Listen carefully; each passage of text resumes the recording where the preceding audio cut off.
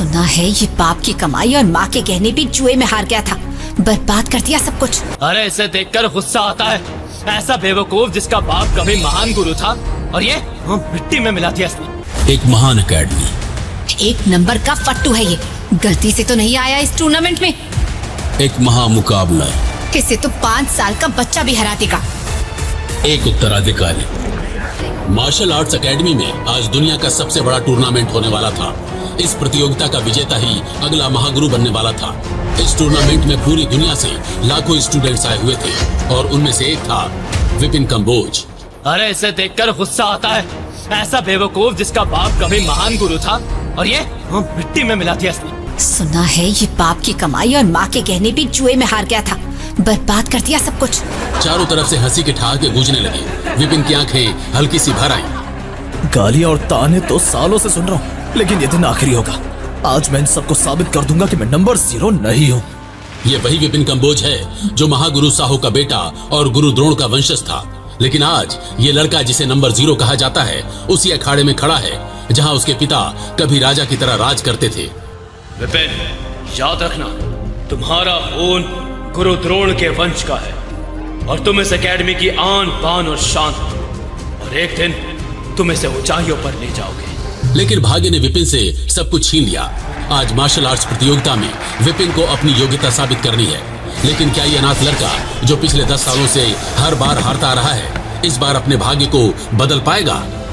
आज के इस महाप्रतियोगिता में मैं ऐलान करती हूँ, इस नंबर 0 से कौन लड़ेगा? मैडम, मेरा नाम विपिन कंबोज है। नाम तब लूंगी जब तुम प्रतियोगिता जीतोगे। अभी तो तुम सिर्फ नंबर 0 हो। तो एक बार फिर से पूछती हूँ, कौन है जो इस नंबर 0 से लड़ेगा? एक सुंदर लड़की ने अखाड़े में कदम रखा। ये कोई और नहीं बल्कि विपिन की प्रेम का अकीरा थी। अरे ये तो इसकी गर्लफ्रेंड है। मतलब आज ये अपनी ही गर्लफ्रेंड से पिटेगा। सही कहा, और इस बार अपनी बची कुची इज्जत भी गवाएगा। ये क्या कर रही हो कीरा? तुम मुझसे क्यों लड़ना? मुंह बंद करो अपना चुपचाप और लड़ो। शर्म आती है मुझे तुम जैसे लूजर की गर्लफ्रेंड कहलाते हुए। आज अगर तुम मुझसे हारे तो भूल जाओ कि मैं तुम्हारी गर्लफ्रेंड हूँ। विपिन का चेहरा गुस्से और शर्म से लाल हो उठा। अकीरा, ये क्या बदतमीजी है? मैं साहो कंबोज का बेटा हूँ और ये प्रतियोगिता अपने पिता के सम्मान के लिए लड़ने आया हूँ। तुम पर एक लड़की पर कैसे हाथ उठाऊंगा? फट्टू कहीं के, ये ले अपनी 2 कौड़ी की अंगूठी और दे देना किसी 2 कौड़ी की लड़की को। आज से तुम्हारा मेरा रिश्ता खत्म। उसने अचानक एक जानलेवा ऊर्जा वार विपिन के सीने पर दे मारा। विपिन काफी दूर तक फिसलता चला गया। नहीं, इस बार नहीं, लेकिन एक लड़की पर कैसे वार करूं, और वो भी अकीरा?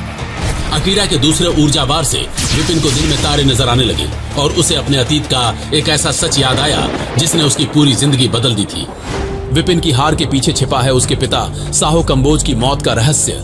भयानक, एक मायावी दानव जो अपनी रहस्यमयी शक्तियों से दुनिया पर कब्जा कर रहा था। साहो ने अपनी आखिरी शक्ति का इस्तेमाल कर भयानक को 100 टुकड़ों में तोड़ दिया। हर टुकड़ा ब्रह्मांड के अलग अलग कोनों में छुपा दिया गया, लेकिन उनमें से एक टुकड़ा कालाहारी जंगल में गिरा। कालाहारी जंगल में भयानक का वो टुकड़ा सबसे खतरनाक था। उसे न तो ढूंढा गया और न ही नष्ट किया गया। कहते हैं जो भी इसे छुएगा उसका अंत निश्चित है। भयानक को हराने की कीमत साहो को अपनी जान देकर चुकानी पड़ी। उनके आखिरी क्षणों में उनकी शक्तियां काली पड़ गईं और वो ताकत जो विपिन को अपने पिता से विरासत में मिली थी वो भी अचानक गायब हो गई जब वो कालाहारी के जंगल में गया था। विपिन हार चुका था और होश में आते ही उसके मास्टर अर्जुन उस पर गुस्से से फूट पड़े थे। वहीं दूसरी तरफ मास्टर शर्मा के चेहरे पर विपिन के लिए एक अजीब सी दया और दिलचस्पी झलक रही थी। मास्टर, मैंने कोशिश तो की थी, लेकिन एक लड़की से कैसे? कोशिश? तेरी कोशिश से एक मच्छर भी नहीं मरेगा विपिन। अर्जुन, बस करो। ये लड़का हार चुका है, इससे और जलील करने का कोई मतलब नहीं। ये भी इंसान है। मास्टर शर्मा, तुम अपने काम से काम रखो। मुझे ये मत बताओ कि मुझे अपने स्टूडेंट के साथ कैसा बर्ताव करना चाहिए। गुरु का काम अपने शिष्य को तोड़ना नहीं, जोड़ना होता है। तुम्हें विपिन की इतनी परवाह क्यों है मास्टर शर्मा? क्या खास है इसमें जो मैं नहीं जानता? शायद वो जो तुम कभी देख नहीं पाए। अर्जुन, खुद को संभाल लो। तुम्हारे पास अब एक आखिरी मौका बचा है। अगली बार अगर तुम हारे तो याद रखना, तुम्हें एकेडमी से निकाल दिया जाएगा और फिर मैं भी कुछ नहीं कर पाऊंगा। विपिन, तुम अपने पिता के नाम पर केवल बोझ बनकर जी रहे हो। क्या तुम्हें नहीं लगता कि ये बोझ उतारने का वक्त आ गया है? मास्टर, सब मुझे नंबर 0 बुलाते हैं। मेरे पास जो शक्तियां थी वो अचानक गायब क्यों हो गई? मेरे पिता की मौत का सच क्या है? सवाल बहुत हैं विपिन, लेकिन जवाब सिर्फ एक है, विधि का विधान। विधि का विधान, ये क्या है? विधि का विधान एक ऐसी किताब है जिसे देवताओं और राक्षसों ने मिलकर लिखा था। इसमें हर मार्शल आर्ट टेक्निक, हर राज और हर शक्ति का रहस्य छुपा हुआ है, लेकिन इसे सिर्फ द्रोण वंशज ही पढ़ सकता है, और वही तुम्हें तुम्हारी ताकतें वापस दिला सकती है। विधि का विधान को लिखने का उद्देश्य था ब्रह्मांड का संतुलन बनाए रखना, लेकिन अगर कोई गलत इरादे से इसका इस्तेमाल करे तो यह किताब उसे और पूरे ब्रह्मांड को बर्बाद कर सकती थी। अगर ये किताब इतनी ही ताकतवर है तो ये है कहाँ? मास्टर सेक की लाइब्रेरी में है। मास्टर सेक? लेकिन उन्होंने तो खुद को दुनिया से दूर कर लिया था, कोई नहीं जानता कि वो कहाँ है। लेकिन किताब वही है जहां तुम्हारे पिता ने इसे आखिरी बार छोड़ा था, पर उसे हासिल करना आसान नहीं है। अगर ये किताब मुझे मेरी शक्तियां वापस दिला सकती है तो मैं इसे जरूर हासिल करूंगा। लेकिन एक बात याद रखना विपिन, इस किताब तक पहुंचने की कोशिश में असफल हुए कई लोग या तो पागल हो गए या फिर हमेशा के लिए गायब है। जब पूरी दुनिया सो रही थी, विपिन ने एक खतरनाक फैसला कर लिया था। वो किताब चुराने के लिए दबे पांव लाइब्रेरी तक पहुंच गया। इतनी बड़ी लाइब्रेरी और इतनी पुरानी किताबें। विपिन की नजर आखिरकार उस किताब पर पड़ती है, क्योंकि सिर्फ द्रोण वंशज ही उस किताब को देख या पढ़ सकते थे।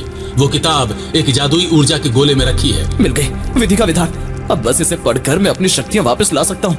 ये किताब दुनिया का सबसे बड़ा रहस्य थी, जिसे सुरक्षित रखने के लिए मास्टर सेक ने कई जादुई अलार्म लगाए थे, और जैसे ही किताब चोरी हुई, इसकी खबर पूरे एकेडमी में आग की तरफ फैल गई। घंटी की आवाज सुनते ही मास्टर अर्जुन की आंखें चौकन्नी हो उठती हैं। उन्हें तुरंत समझ आ जाता है कुछ बड़ा गलत हो चुका है। विपिन किताब को अपने सीने से लगाए कालाहारी जंगल के घने पेड़ों के बीच भाग रहा है, और तभी एक जाना पहचाना चेहरा प्रकट होता है, मास्टर अर्जुन। विपिन, तुमने विधि का विधान चुराने की हिम्मत कैसे की? इसे तुरंत वापस दो। ये किताब मेरी है मास्टर, सिर्फ द्रोण वंशज इसे पढ़ सकते हैं, और मैं साहू कंबोज का बेटा हूँ, मुझे कोई नहीं रोक सकता। तुम इस किताब के रहस्य को नहीं समझते विपिन। ये तुम्हें बचाने के बजाय तुम्हें खत्म कर सकती है। और तभी मास्टर शर्मा भी अपने कुछ हथियार बंद नकाबपोश बंदों के साथ वहां पहुंच जाता है। लेकिन उस जंगल में सिर्फ इतने ही लोग नहीं थे। सफेद पोशाक में एक बला की खूबसूरत महिला इन्हें चोरी छुपे देख रही थी। कौन है ये महिला, ये तो वक्त ही बताएगा। तो ये रहा हमारा छोटा चोर और हमारा आदर्शवादी गुरु अर्जुन। मास्टर शर्मा, आप यहाँ कैसे? जहां विधि का विधान जाएगा, मैं भी वहां जाऊंगा, क्योंकि ये किताब सिर्फ तुम्हें नहीं बल्कि पूरे ब्रह्मांड को बदल सकती है। विपिन, मास्टर शर्मा की बातों में मत आना, वो तुम्हें धोखा दे रहा है। अर्जुन, याद है तुम्हारे माता पिता को बचाने के बजाय साहू ने उन्हें भयानक के सामने मरने दिया था। तभी से तुम विपिन से बदला लेना चाहते हो, और धोखा मैं दे रहा हूँ। सच क्या था? विपिन जो अपने सवालों के जवाब ढूंढने निकला था, अब एक गहरे भ्रम में फंस गया था। मास्टर शर्मा का सच क्या था, और मास्टर अर्जुन क्या वो वाकई विपिन की भलाई चाहता था? विपिन, शक्तियां सिर्फ जिम्मेदारी से हासिल होती हैं, चोरी से नहीं।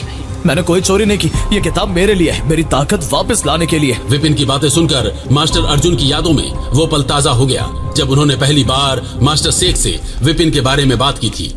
मास्टर, विपिन को समझाना मुश्किल हो रहा है। वो एक अच्छा लड़का है, लेकिन हमेशा ध्यान खींचने के लिए कुछ गलत करता रहता है। अर्जुन, वो सिर्फ एक बच्चा है जिसने अपने माता पिता को खोया है। ऐसे अनाथ बच्चे कई बार कुछ ना समझी कर बैठते हैं। मैं जानता हूँ मास्टर सेक, मैं भी अनाथ था। मैं बस ये चाहता हूँ कि विपिन मेरी तरह ही अपनी तकलीफों को अपनी सबसे बड़ी ताकत बना ले। उसे सही राह दिखाओ अर्जुन। उसकी गलतियां उसकी किस्मत नहीं है। याद रखना, विपिन साहू का बेटा है, और एक दिन वो अपने पिता की तरह महान बन सकता है, अगर उसे सही दिशा मिल जाए। लेकिन तभी कुछ हुआ। अचानक शर्मा के सारे नकाबपोशों ने विपिन को घेर लिया। वो अकेला पड़ गया। तभी मास्टर अर्जुन विपिन के सामने ढाल बनकर खड़े हो गए। शर्मा, विपिन को जाने दो, यही हम सबके लिए अच्छा होगा। तुमने सोचा भी कैसे कि मुझे रोक सकते हो? मेरे रास्ते से हट जाओ अर्जुन, वरना बेमतलब मारे जाओगे। शर्मा के एक इशारे पर चारों तरफ से उसके लोग अर्जुन पर वार करने लगे, लेकिन अर्जुन ने शर्मा को विपिन के करीब आने तक नहीं दिया। उसके ऊर्जा वार से शर्मा घायल हुआ, लेकिन मौका देखते ही शर्मा ने विपिन को एक जादुई खंजर फेंक कर मारा। लेकिन तभी पेड़ों में छुपी उस रहस्यमयी महिला ने एक इशारा किया और हवा से खंजर का रुख बदल गया, लेकिन वो खंजर सीधे जा लगा अर्जुन के सीने में।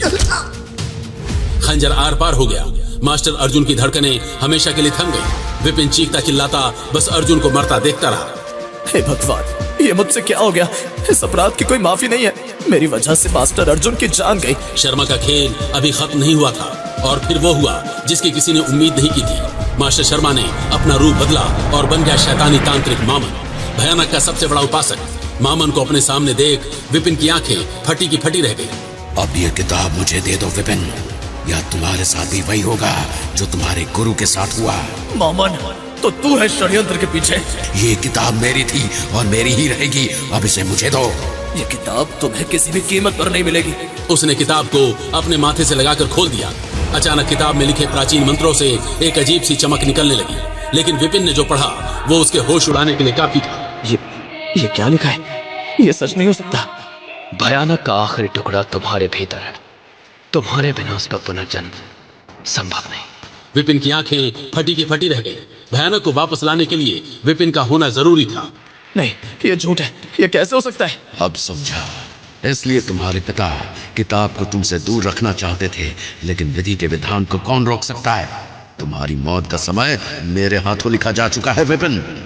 विपिन कुछ कर पाता इससे पहले ही मामन के आदमियों ने उसे पकड़ लिया, लेकिन उस रहस्यमयी लड़की के एक इशारे से उसके बाद कालाहारी जंगल में जो हुआ वो विधि के विधान में भी लिखा होना असंभव था। क्या हुआ उस पल में ऐसा? क्या विपिन मामन से अपनी जान बचा पाएगा? आखिर विपिन के शरीर में भयानक का 100वां टुकड़ा कैसे आया? आखिर मामन कैसे करेगा भयानक को जिंदा? क्या होगा भयानक के उस आखिरी टुकड़े का? और कौन थी वो सफेद कपड़ों वाली बला की खूबसूरत महिला? और क्या छिपा है विधि के विधान किताब में? विद्या, विजय या विनाश? आगे की कहानी जानने के लिए देखिए अगला एपिसोड सिर्फ पॉकेट एफएम के यूट्यूब चैनल पर, और नंबर 0 के सारे एपिसोड्स को सुनने के लिए डिस्क्रिप्शन में दी लिंक से डाउनलोड करें पॉकेट एफएम ऐप।